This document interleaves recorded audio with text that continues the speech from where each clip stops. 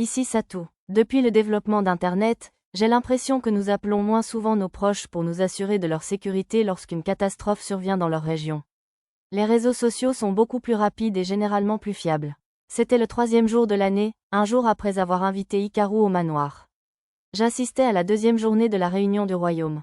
Nous allons présenter l'un des petits dirigeables que nous construisons actuellement aux seigneurs de chaque territoire. Nous ajouterons également 2 nouveaux grands dirigeables, pour un total de 4.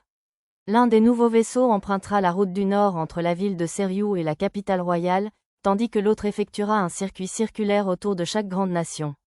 Lorsque le Premier ministre fit cette déclaration, des acclamations fusèrent parmi les nobles réunis dans la salle d'assemblée. Étaient assis dans la salle, le roi, les seigneurs féodaux, la haute noblesse, dont moi-même, les ministres et autres hauts fonctionnaires. J'étais posté avec mademoiselle Nina derrière le comte Munot, faisant partie de son entourage. Le vaisseau de la route du Nord entrera en service dans 3 mois, tandis que la route circulaire prendra 6 mois. Ces nouveaux ajouts dynamiseront assurément les échanges de personnes et de biens au sein de notre grand royaume. Il annonça ensuite que les nouveaux moteurs de ces dirigeables avaient été fournis par Nanashi le héros. La moitié des petits dirigeables et du grand dirigeable de la route du Nord étaient en construction au chantier naval royal, tandis que l'autre moitié et les réparations du grand dirigeable de la route circulaire étaient effectuées au chantier naval de la compagnie Eshigoya. Le dirigeable désigné pour la route circulaire était celui que nous emmenions de Labyrinth City à la capitale royale lorsqu'il a effectué un atterrissage d'urgence à proximité. Une fois les petits dirigeables terminés, ils seront distribués dans l'ordre suivant. La route orientale actuellement desservie reliait le duché d'Ugosh, le marquisat de Ganika et la capitale royale. La route occidentale reliait le duché de Vistal, le marquisat d'Eluet et Selivra de Labyrinth City. La nouvelle route du Nord établirait une liaison directe entre la capitale royale et le comté de Seriou, où un labyrinthe était récemment apparu. De petits dirigeables seraient donc distribués à tous les seigneurs féodaux, à l'exception des 2 ducs, des 2 marquis et du comte Seriou mentionnés précédemment. L'ordre de distribution était déterminé par la somme d'argent que chaque nation contribuait au royaume. Nous sommes donc derniers. Mon don des Wifin me permit de percevoir une grogne amère du jeune seigneur du comté de l'Esso. La perte récente de leur capitale et de leur ancien seigneur, suite à l'attaque surprise d'un démon intermédiaire, ainsi que d'un tiers de la population et de la plupart des hommes d'État, n'arrangeait probablement rien. Pire encore, ils n'avaient exterminé que la moitié de l'armée monstrueuse que le démon avait rassemblée, envoyant tant de réfugiés vers la capitale royale et les territoires voisins que la situation commençait à poser problème. Puisque l'ancien comte Lesso avait réduit Tifalisa et Nero en esclavage criminel pour une raison répugnante, je ne pouvais me résoudre à sympathiser avec ce comte Lesso. Nous annoncerons ensuite les quantités de noyaux des labyrinthes à distribuer à chaque nation. L'allocation des ressources semblait devoir provoquer toutes sortes de querelles, mais personne ne se plaignit ni n'objecta lorsque le Premier ministre lut les chiffres. Peut-être avait-il déjà négocié à l'avance. Non, attendez, quelqu'un exprima une objection. Couper l'approvisionnement de notre territoire pendant 1 an ? C'est scandaleux. Nous ne pourrons jamais reconstruire dans de telles conditions. C'était le même jeune seigneur qu'auparavant. Le comte Lesso paraissait désespéré tandis qu'il suppliait le roi et le Premier ministre. J'ignorais comment ils utiliseraient les noyaux pour la reconstruction, mais il était visiblement mécontent qu'ils aient décidé de redistribuer ce qui aurait dû être les noyaux de son comté aux chevaliers envoyés dans le duché de Vistal et le comté de Munot, en pleine convalescence. À bien y réfléchir, mademoiselle Nina m'a bien dit qu'avant l'attaque, l'ancien comte Lesso avait non seulement échoué à obtenir le soutien de ses confrères seigneurs et nobles avant la réunion du royaume, mais qu'il s'était même attiré l'animosité de nombre d'entre eux. J'imagine que c'est ainsi que son successeur s'est retrouvé mis à l'écart. Les adultes rusés ont ramené le jeune comte Lesso à sa place, et la réunion est passée au sujet suivant. Parmi ceux-ci figurait la reconstruction de la capitale royale, pour laquelle la compagnie Eshigoya avait été chargée de fournir les matériaux, la gestion de la rébellion dans le duché de Vistal, et enfin, le comte Seriou a discuté de la date à laquelle le nouveau labyrinthe de la ville de Seriou commencerait à se développer sérieusement et à demander des investissements. La plupart des sujets n'ont nécessité qu'une vérification des faits et n'ont pas occupé beaucoup de temps. Les nobles semblaient avoir déjà posé les bases et négocié ces points avant la fin de l'année.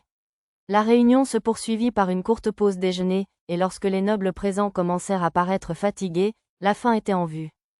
Ceci conclut la réunion du royaume d'aujourd'hui. Si quelqu'un a des objections aux points abordés aujourd'hui, veuillez vous lever. Le Premier ministre, qui dirigeait la réunion, conclut par le traditionnel discours de clôture. J'avais entendu dire que personne n'avait soulevé d'objection à ce stade depuis 30 ans. Du moins, jusqu'à ce que le jeune homme assis parmi les seigneurs féodaux se lève. Jeune maître, veuillez vous asseoir. Lâchez-moi. Voulez-vous que notre peuple continue de souffrir? Se débarrassant brutalement de l'assistant qui le suppliait doucement de s'asseoir, le jeune seigneur fusilla le premier ministre du regard. Comte Lesso, n'est-ce pas? Alors, exprimez votre objection. La voix intimidante de baryton du premier ministre fit trembler le jeune comte. Alors, je le dirai. Veuillez reconsidérer la distribution des noyaux sur notre territoire. Malgré son expression déterminée, le tremblement de sa voix atténuait quelque peu l'impact. Je crois que nous sommes parvenus à un consensus sur ce point lors de la réunion de ce matin. Le Premier ministre prononçait chaque mot avec une précision cinglante en s'adressant au comte. Le comte Lesso paraissait mécontent, fermant la bouche et baissant les yeux. Soit dit en passant, les noyaux en question étaient un matériau essentiel à la fabrication d'outils magiques, à la préparation de potions, à l'alimentation des fours magiques des mines et des points de téléportation, etc. Cependant, je ne dirais pas qu'ils étaient essentiels à la vie quotidienne. Dans une ville, toute la puissance magique nécessaire provenait d'une source de mana, le cœur de la cité. À moins de posséder un appareil magique comme le four à Mithril de Boulevard City, qui consommait autant d'énergie magique que l'eau, une ville ne devrait pas avoir besoin d'une grande quantité de noyaux. De plus, ceux distribués dans ce cas précis provenaient uniquement de Labyrinth City. Les noyaux récoltés sur les monstres de chaque territoire étaient laissés à la discrétion du seigneur. S'il n'en avait pas assez, il pouvait simplement chasser les monstres sur leur propre territoire. Bien sûr, cela ne fonctionnait que si l'on disposait d'une armée suffisante. Ce dont votre territoire a besoin, c'est de rétablir la sécurité publique, n'est-ce pas? Les noyaux destinés à votre comté seront donnés aux chevaliers du royaume envoyés au duché de Vistal pour alimenter les fourneaux qui alimentent leurs points de téléportation. En échange, les chevaliers aideront à exterminer les monstres infestant votre comté afin de rétablir la sécurité sur les routes principales. Vous avez également accepté ce plan, n'est-ce pas? Eh bien, maintenant je devine les motivations du Premier ministre. Sa priorité absolue doit être d'assurer la sécurité des routes principales du comté de Lesso. Et aux frais du comte Lesso, qui plus est. Géographiquement parlant, si les routes centrales traversant le comté de Lesso n'étaient pas sûres, les voies de ravitaillement des chevaliers chargés de réprimer la rébellion dans le duché de Vistal seraient compromises. Ils devraient alors emprunter les routes vallonnées du marquisat d'Eluette, à l'ouest. De plus, si les routes centrales n'étaient pas sécurisées, le commerce entre la capitale royale et le nord du royaume en serait affecté. Ce n'était là que mon estimation, d'un point de vue militaire et économique, mais j'étais prêt à parier que j'avais raison. Et apparemment, le comte Lesso était le seul à ne pas s'en rendre compte. HMPH, il dit vouloir reconquérir son territoire, mais je parie qu'il essaie juste de relancer ses mines pour faire du profit. Le comte Zetz grommela bruyamment pour que tout le monde l'entende. À en juger par l'air renfrogné du comte Lesso, il avait dû viser juste. Le vieux Zetz est tellement immature, marmonna Nina à côté de moi. Elle m'expliqua que le comté de Zetz était voisin de celui de Lesso et qu'elle était probablement mécontente des désagréments qu'il causait. Puis elle expliqua également le plan du comte Lesso. Il a probablement raison sur ce que le gamin prépare, cependant. J'imagine qu'il aimerait que sa famille et ses serviteurs en profitent et prennent l'avantage sur les autres nobles de son territoire.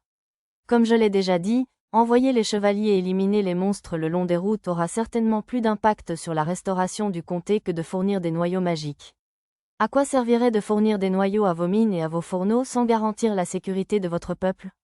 Ignorant le comte Zetz, le Premier ministre s'adressa au comte Lesso d'un ton doux mais réprobateur. Alors mon territoire peut vous prêter nos noyaux.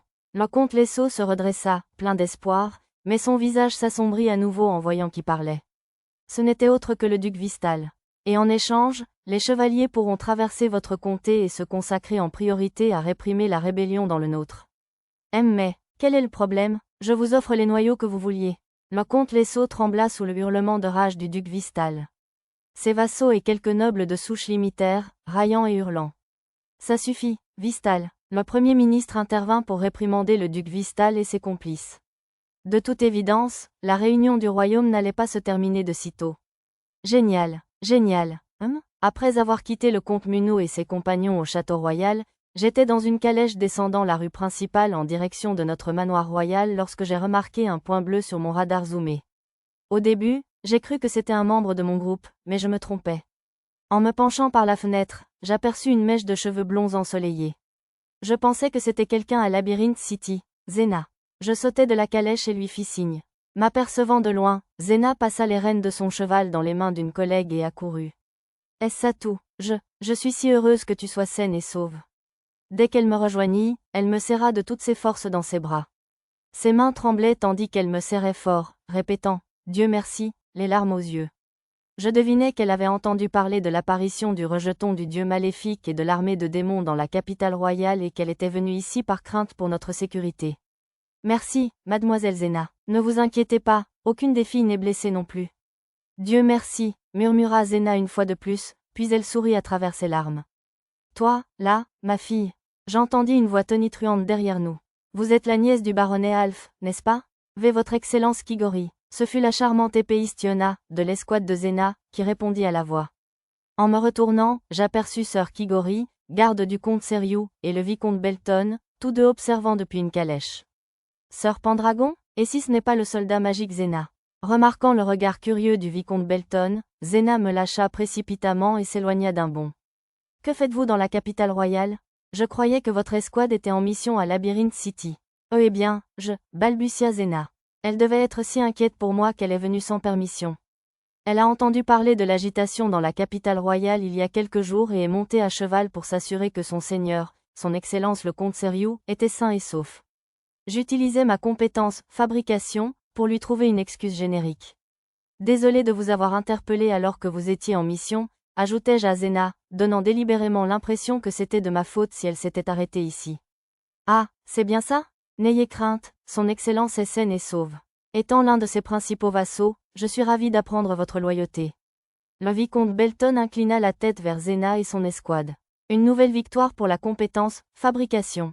J'aimerais vous amener le voir immédiatement, mais malheureusement, il ne peut quitter le château royal pour le moment.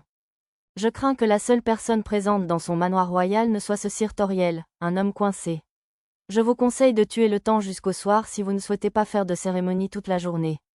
Sur ces mots, la voiture du vicomte Belton reprit sa route.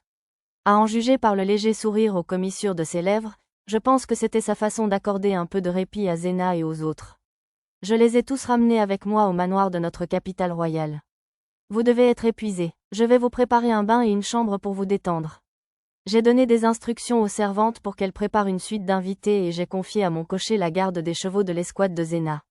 J'ai entendu dire qu'il y avait eu de gros dégâts le long de la route principale, mais cette zone semble relativement épargnée. Oui, nous avons eu beaucoup de chance. J'ai guidé les 4 vers le salon tout en répondant à mademoiselle Yona. Quoi, un seigneur démon est arrivé? Non, juste une armée de démons et une multitude de monstres. Une armée de démons? Lorsque j'ai répondu à la plaisanterie de Lilio avec la vérité, Zena a bondi de surprise, manquant de renverser l'eau infusée aux fruits qu'elle buvait. Oui, mais ne vous inquiétez pas. Sœur Nanashi le héros et ses serviteurs les ont tous vaincus. Nous n'avions rien à faire, vraiment. Oh, bien, d'après les membres de l'escouade de Zena, c'était une pure coïncidence qu'ils aient entendu parler du brouhaha dans la capitale royale. Ils se trouvaient par hasard à la guilde des explorateurs lorsqu'ils entendirent le maître de guilde s'exclamer « La capitale royale a été attaquée par des démons ?» Juste après, le ciel s'assombrit en plein milieu de la journée, et Zena, si inquiète, sortit en courant de la guilde pour se rendre à la capitale royale. Tu n'imagines pas à quel point ça a été dur d'empêcher Zenachi d'utiliser la magie pour courir jusque-là. Elle Lilio, franchement, je t'avais dit de garder ça secret. Le sort de magie du vent, marche du vent, était certes plus rapide qu'un cheval, mais il sollicitait tellement les muscles de celui qui l'utilisait qu'il n'était pas adapté aux courses de marathon. Nous sommes partis dès que Sir Zerfort nous a autorisés, sous prétexte d'enquêter sur les étranges événements survenus dans la capitale royale, mais... Entre les routes bondées, le retard au poste de contrôle de Van Wing Pass et la fermeture des portes de toutes les villes, il nous a fallu 3 jours entiers pour arriver ici. Mademoiselle Yona et mademoiselle Lou racontèrent leur périple. Je devais être reconnaissante à Zena d'avoir traversé tout cela juste pour venir me voir. Je sens le maître, monsieur. Avec un cri de joie, Pochi entra en sautant par la fenêtre donnant sur le jardin. Dès qu'elle réalisa que j'avais des invités, son visage se transforma en panique, puis se transforma en un sourire en voyant qui était avec moi. Zena, monsieur, contente de vous voir. Tama jeta un coup d'œil à la fenêtre à côté de Pochi. Dites donc, Satou est-il revenu? Pour une raison inconnue, Karina passa la tête entre les deux, ses boucles dorées et sa poitrine magique rebondissant à l'unisson. Tiens, tu vis aussi avec une dame dans la capitale royale? Fais gaffe, Zena. À ce rythme, une autre fille va te devancer. Tandis que Lilio m'accusait, Lou murmura quelque chose d'étrange à Zena. Je suis venue rendre visite à Satou seulement parce que Nina m'a dit qu'il n'allait pas bien, voyez-vous. Vraiment? Merci d'avoir fait le déplacement pour prendre de mes nouvelles, Dame Karina. Mademoiselle Nina savait pertinemment que ma maladie était un prétexte pour échapper à la réunion du royaume, alors elle a dû le dire à Mademoiselle Karina pour lui permettre de se rapprocher de moi. Tu es malade, mon garçon? Tu vas bien? Je vais bien. J'étais juste un peu mal hier. Sur le côté, Yona gronda Lilio de m'appeler « Sœur Chevalier » au lieu de « mon garçon ». La femme de chambre en chef frappa à la porte, puis fronça les sourcils, consternée, en voyant Mademoiselle Karina jeter un coup d'œil par la fenêtre. Elle était probablement venue me prévenir de la visite de Karina, pour finalement découvrir qu'elle était déjà là. Urgente, une autre femme de chambre surgit derrière la femme de chambre en chef. Qu'y a-t-il? Vous êtes devant le jeune maître et ses invités, vous savez. Gide, je suis désolée. Mais c'est vraiment urgent. Tandis que la femme de chambre répétait frénétiquement, je lui tendis un verre d'eau fruitée intacte pour la calmer. Son Altesse la princesse est là. Vous voulez dire la princesse Sistina? Enfin, ça pourrait être la princesse Ménéa du royaume de Lumorque, pensai-je. Est-ce son Altesse, princesse, comme la fille du roi? Et puis, il y a une compétition royale, en plus? L'escouade de Zena semblait étrangement paniquée. J'aurais cru qu'ils y étaient habitués, puisqu'il avait rencontré la princesse Messia du royaume de Nolorque à l'école des explorateurs de la cité du labyrinthe, mais je suppose que non. Oh là là, avez-vous déjà eu de la visite? Je suis vraiment désolée. Ses lunettes caractéristiques scintillaient, la princesse Sistina, 6e princesse du royaume de Shiga, entra dans la pièce, suivie de ses dames d'honneur habituelles. Ses cheveux fauves étaient ce jour-là coiffés en une queue de cheval discrète, lui donnant une apparence plus douce que d'habitude. Comme il n'y avait qu'un seul salon chez moi, la servante avait dû l'amener ici sans savoir que Zena et les autres occupaient déjà la pièce. Je m'excuse de ne pas avoir pu venir hier quand vous m'avez invité. Je suis juste contente que ce ne soit rien de grave. Tiens, j'ai eu du mal à dormir la nuit, de peur qu'il ne vous arrive quelque chose, Seigneur Satou. Eh bien, elle est probablement plus inquiète de mes connaissances en création de sorts que de moi personnellement. C'est parti. Waouh, c'est la folie ici. Le chaos. À ce moment-là, Arisa et Mia rentrèrent d'une sortie. On ne devrait pas aller dans une pièce plus grande? Suivant la suggestion d'Arisa, nous nous sommes dirigés vers la salle de réception que je n'avais jamais eu l'occasion d'utiliser auparavant.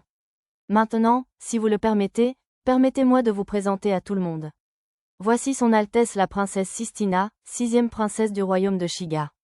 Quand je la présentai, la princesse fit une révérence digne. Zena et son équipe semblaient pétrifiés de nervosité. Lilio et Lou tentèrent de s'échapper en direction de la salle de réception, mais Yona les rattrapa et les entraîna. Tama et Pochi, capturés par Lisa, étaient assises dans un coin de la pièce, bouche bée.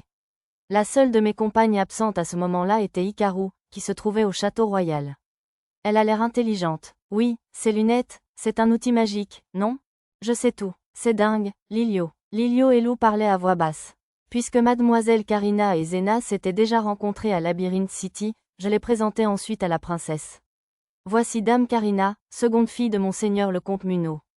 Sur ce, Zena et son équipe, qui n'avaient pas entendu parler des promotions, murmurèrent entre elles, « Comte?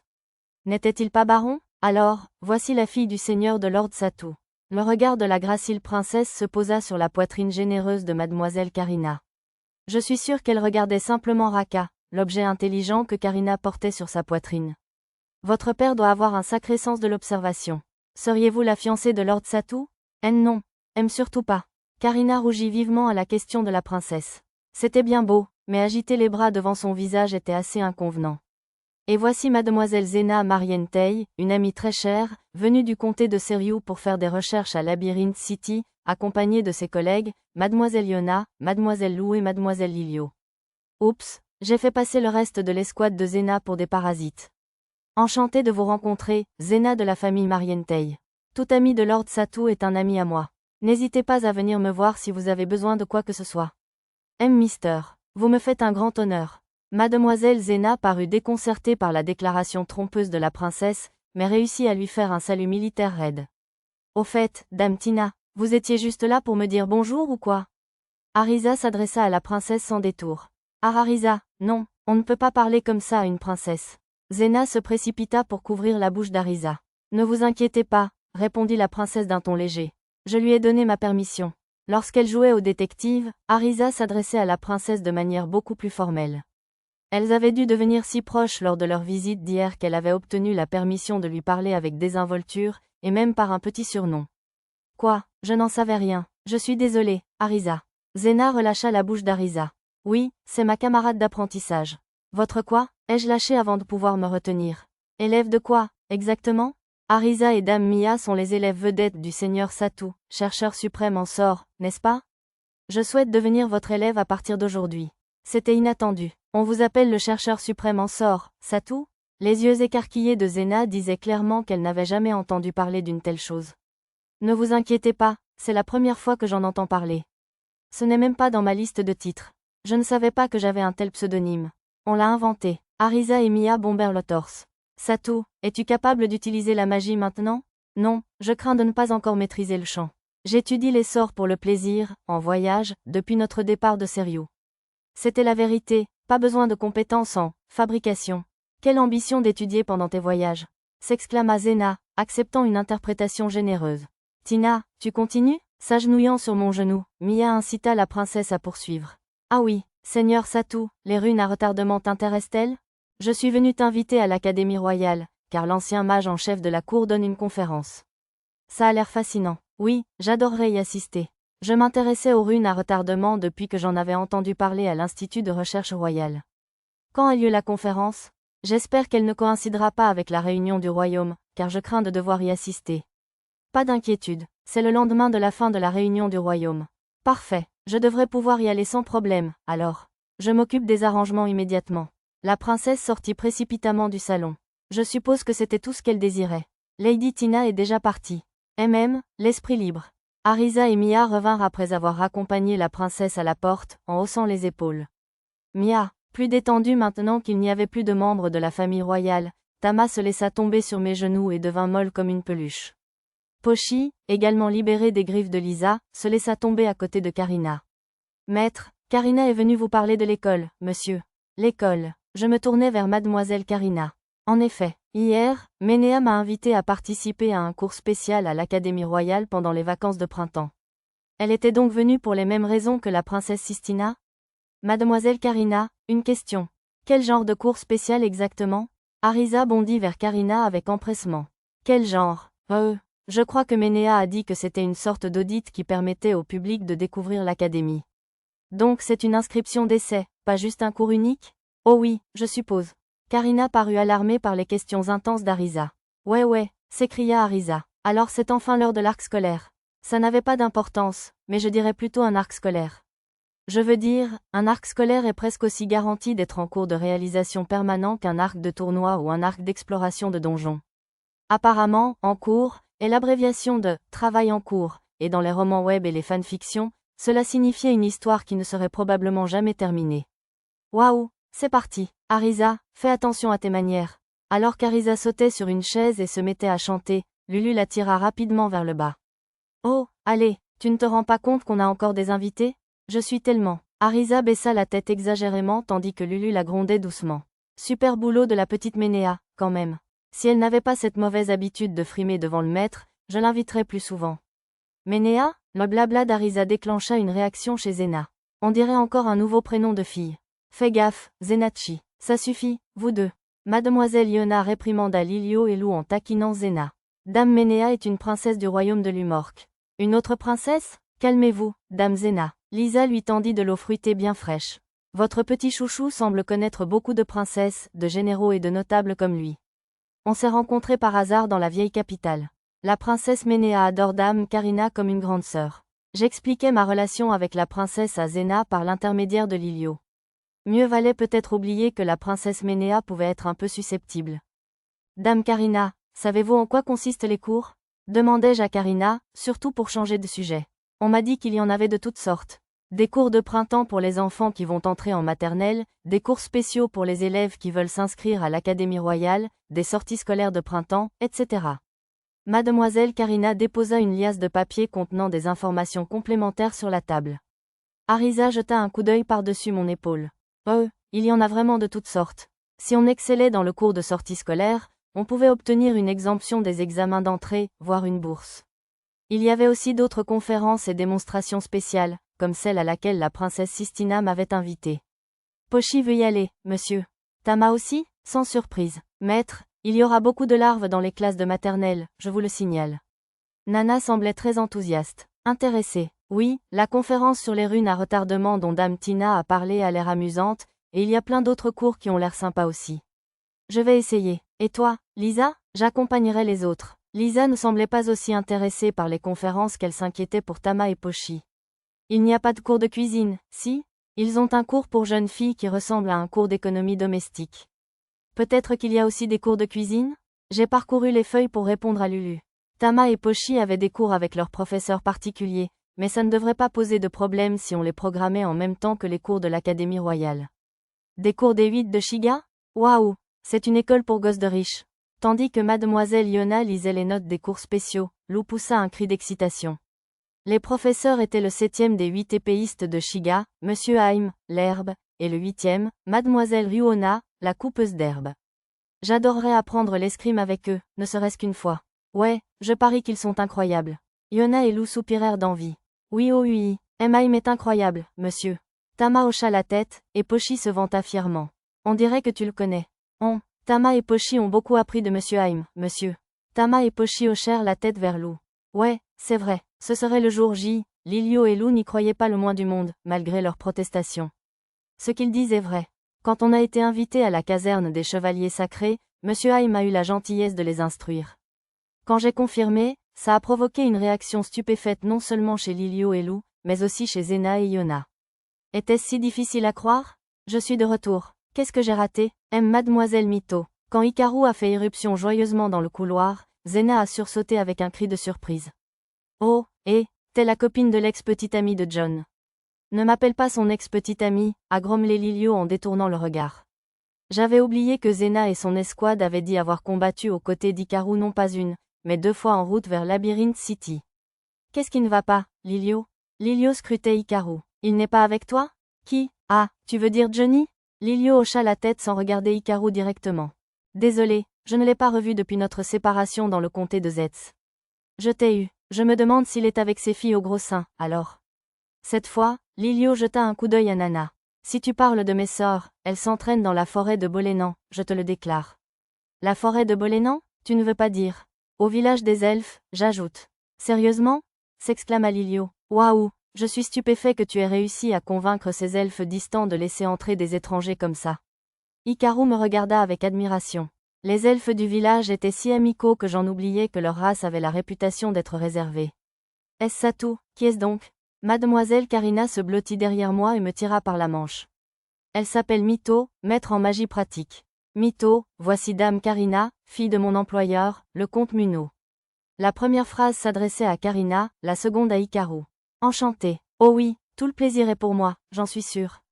J'ai vaillamment fait semblant de ne pas entendre Hikaru murmurer quelque chose comme « Ces trucs sont énormes ». Je parie que mon Ichiru les adorerait. Tu n'es pas la fiancée de Satu, si? La fiancée de Satu? La question maladroite de Karina provoqua chez Zena un cri de désarroi. Non, pas du tout. Je m'empressais de démentir cette fausseté. Mon bien-aimé est un ami de Satu. Il a disparu, voyez-vous. Satu a eu la gentillesse de me laisser rester ici jusqu'à ce que je le retrouve. Oh, c'est tout, dit Zena d'un ton beaucoup plus enjoué. Je suppose qu'elle ne comprenait pas ce que Hikaru faisait là. Karina laissa échapper un soupir de soulagement. Vous savez, vous et mademoiselle Mito vous ressemblez beaucoup. Si, je parie qu'ils viennent du même pays. L'escouade de Zena murmura entre elles. John, l'ex-petit ami de Lilio, avait visiblement dit de Mito qu'il l'avait recueilli dans des ruines. Ni l'escouade de John ni celle de Zena ne semblaient se rendre compte qu'Hikaru était en réalité le roi ancestral Yamato, dont on disait qu'il dormait dans ces ruines. Une servante murmura à l'oreille de Lulu, qui se tourna vers moi pour me demander « Que faisons-nous pour le dîner, maître ?» Je suis sûre que mademoiselle Zena et ses compagnons sont fatigués de leur voyage. Je devrais peut-être préparer quelque chose de plus doux pour l'estomac que l'ozushi? Ozushi, vous voulez dire le repas qui apparaît dans les contes du roi ancestral? Celui que le légendaire chef Tseng s'est appliqué à recréer pour apaiser le mal du pays du roi ancestral? Zena et Karina se pressèrent vers Lulu avec empressement. Quoi? Maître, aidez-moi. Je suis allée au secours de Lulu tandis qu'elle suppliait et lui demandait d'apporter les plats d'ozushi.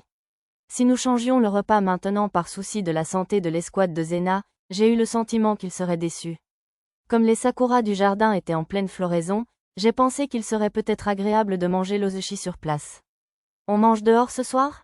Le soleil s'était déjà couché, mais ce n'était pas un problème, car le jardin était illuminé par des objets magiques. Je ne savais pas que vous aviez des sakuras dans votre jardin. Oui, et regardez là-bas, mademoiselle Zena. Là-bas, oh, au loin, le sakura royal géant dominait le château royal, illuminé d'en bas pour créer un spectacle fantastique. Alors, c'est le fameux sakura royal. Il est si éphémère, et pourtant assez puissant pour tout teindre d'un rose de cerisier. Zena et Yona contemplèrent l'énorme arbre avec admiration. On peut aussi admirer les fleurs à Seriou? Oui, les prairies sont magnifiques quand les trèfles blancs sont en fleurs. On apporte tous des panières pas et on fait des guirlandes de fleurs. Ça a l'air amusant. Il faudra que je passe à Seriou pendant la saison des fleurs. C'est vrai, j'adorerais vous montrer la prochaine fois. Oui, je vous en prie. Remarquant le sourire narquois de ses amis dans notre direction, Zena devint si rouge que je pouvais presque voir de la vapeur lui sortir des oreilles. Juste à ce moment-là, Tama et Pochi arrivèrent avec des tapis roulés. Rugby, on est les tapis de passage, monsieur. Elles étalèrent les tapis moelleux dans le jardin. Naturellement, elles se mirent à se rouler et à jouer dessus jusqu'à ce que Lisa les gronde. Ils sont si doux, et grands, en plus. C'est quoi cette fourrure? On a eu ces peaux d'un mètre de zone de la strate intermédiaire du labyrinthe, un tigre ancien laineux. Zena cligna des yeux lorsque Lisa répondit à sa question. C'est cette fourrure vient d'un mètre de zone?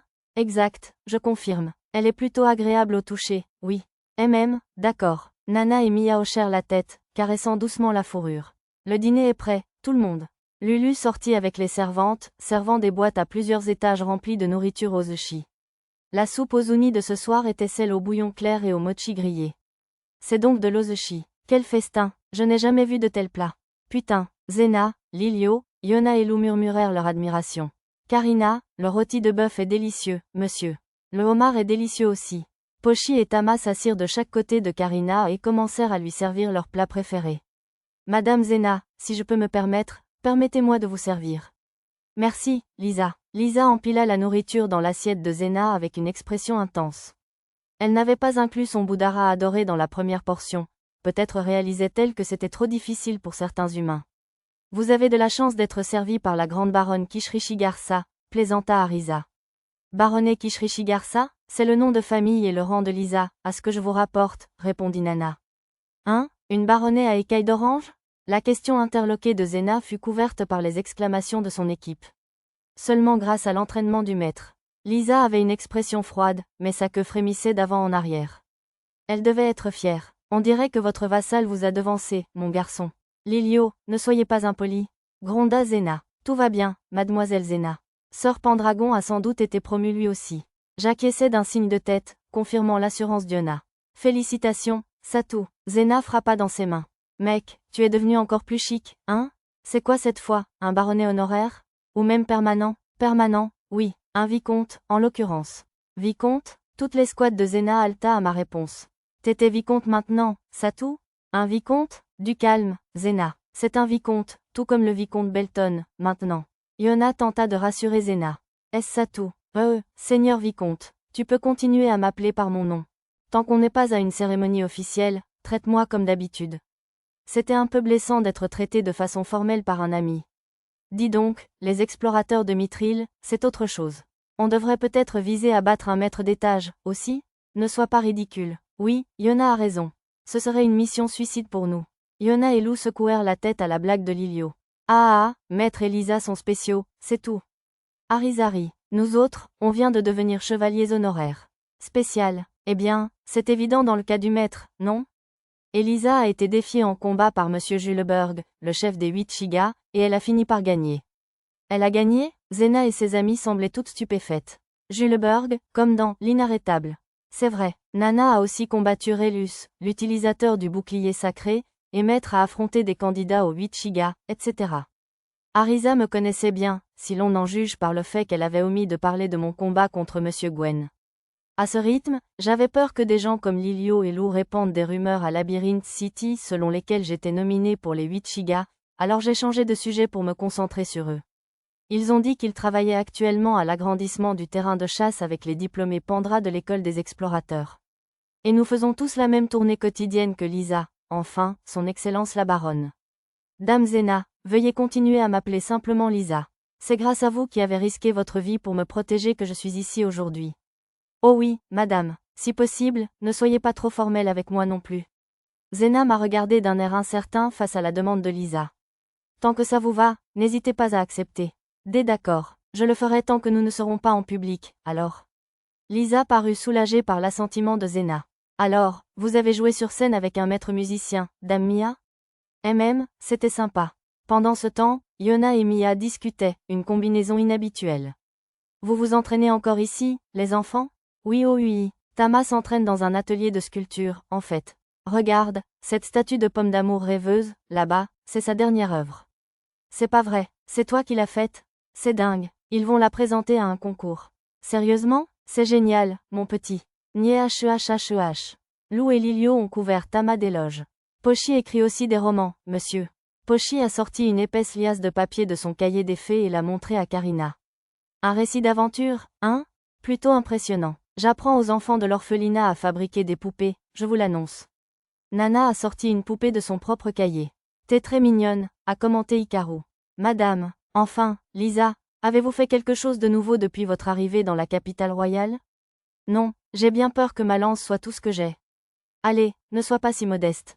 Les servantes ont dit qu'il y avait un flot incessant de combattants demandant des combats et des instructions de ta part. Apparemment, ils organisaient ces combats dans un champ à l'extérieur de la ville pour ne pas déranger nos voisins. Des candidats Shiga 8 sont vraiment venus aussi? Oui, c'était un bon match. Lisa hocha la tête avec satisfaction. À ce rythme-là, ils pourraient bien t'inviter au Shiga 8 un jour, remarqua Zena avec un sourire. Ils l'ont fait, marmonna Mia. Hein? Le chef l'a déjà invité, clarifia Arisa. Et elle a déjà décliné. Quoi? Toute l'escouade de Zena sursauta de surprise. Ma lance et ma loyauté sont réservées à mon maître. Lisa avait une expression digne. C'est incroyable, Lisa. Pas du tout. J'ai encore un long chemin à parcourir avant d'être à la hauteur du maître. Zena plissa les yeux devant l'humble réaction de Lisa, comme si elle était trop intelligente pour la regarder. On ne peut pas se laisser distancer. Lilio, Mademoiselle Yona, Lou. Après avoir rendu hommage au comte, retournons à Labyrinth City dès demain matin. Les exploits de mon groupe semblaient avoir motivé Zena. Pourtant, quitter précipitamment la capitale royale dès leur arrivée semblait un peu précipité. Leur voyage jusqu'ici ressemblait à une marche forcée ininterrompue, avec l'aide de diverses potions. Il ferait mieux de se reposer un peu avant de repartir. Allez, on mange encore un bon morceau avant de partir. Ouais, il n'y a pas de mal à se reposer 2 ou 3 jours, dis-je. Les chevaux doivent être fatigués aussi, j'en suis sûre. Le reste de l'escouade de Zena avait visiblement envie de faire une pause. Bon, Satou, on retourne à Labyrinth City. Tu ne devrais vraiment pas te forcer. Ce n'est rien, on est tout plein d'énergie grâce aux potions que tu nous as données. Je suppose que les potions que je leur avais données pour soulager leur fatigue s'étaient retournées contre moi. Je leur en avais aussi donné pour les chevaux, en leur assurant que je les préparais au tonneau, si bien que même leur monture semblait prête à partir. D'accord, mais sois prudente en chemin. Bien sûr, Satou. Zena me sourit d'un air radieux. Puis elle se tut pour une raison inconnue, ce qui nous laissa à nous regarder dans les yeux, gênés. Coupable? Non, peut-être pas? Le couple au mur de fer échangea des murmures derrière moi. Zeni, as-tu pu voir le comte Seriou? Oui, il a loué notre loyauté, ce qui est un peu injuste. Toujours honnête, Zena semblait se sentir coupable de cette légère tromperie. Le comte Seriou n'était rentré que tard dans la nuit, dit-elle, si bien qu'il n'avait pu se voir que peu de temps. Zena jeta un coup d'œil à Lisa, qui se tenait à mes côtés. Lisa, on va devenir plus forte aussi, je te le promets. Alors tu seras fière de m'appeler celle qui t'a sauvé la vie. Je n'en doute pas, dame Zena. Lisa hocha fermement la tête à la déclaration de Zena. Pas de souci, exactement, monsieur. Tu vas devenir super forte, c'est sûr, Zena, monsieur. Bonne chance. Prends soin de toi, je te le déclare. Fais de ton mieux, n'en fais pas trop. Le reste de mon groupe encouragea également Zena. Ah attends, lança Lulu pour l'arrêter tandis qu'elle se retournait pour partir. Heureusement que je t'ai attrapé. Tiens, je t'ai préparé un panier repas. Tu peux le manger plus tard si tu veux. Merci, mademoiselle Lulu. Nous accepterons avec plaisir. Tama et Pochi fermèrent les yeux et humèrent les délicieuses odeurs qui émanaient des boîtes à bento. On se retrouve bientôt à Labyrinth City, Satou. Bien sûr, on reviendra vers la fin du mois. Je voulais au moins passer avant de partir pour un tour du monde. Eh bien, je vais. Dès qu'elle enfourcha son cheval, il démarra à une vitesse impressionnante. Peut-être que mes potions de récupération étaient un peu trop efficaces. Dame Zena. Oh non, c'est une urgence, monsieur. Les filles bêtes coururent après Zena et son escouade. Est-ce qu'ils vont s'en sortir? Oui, pas d'inquiétude. Lisa et les autres rattrapèrent rapidement le cheval et l'aidèrent à ralentir. Une cavalière expérimentée comme Zena devrait pouvoir gérer la situation à partir de là, à condition de ne pas se faire surprendre de nouveau. Mia, si ça ne te dérange pas. Des esprits? Oui. Pourrais-tu invoquer une sylphide et lui demander de les surveiller depuis le ciel en mode invisible? Compris. Mia porta résolument la main à sa poitrine, acceptant ma requête. Franchement, maître, vous êtes tellement surprotecteur. Arisa secoua la tête, incrédule. Je fais juste attention. D'ailleurs, si je n'avais pas demandé ça à Mia, j'étais sûre qu'Arisa l'aurait fait. Elle est aussi inquiète que moi.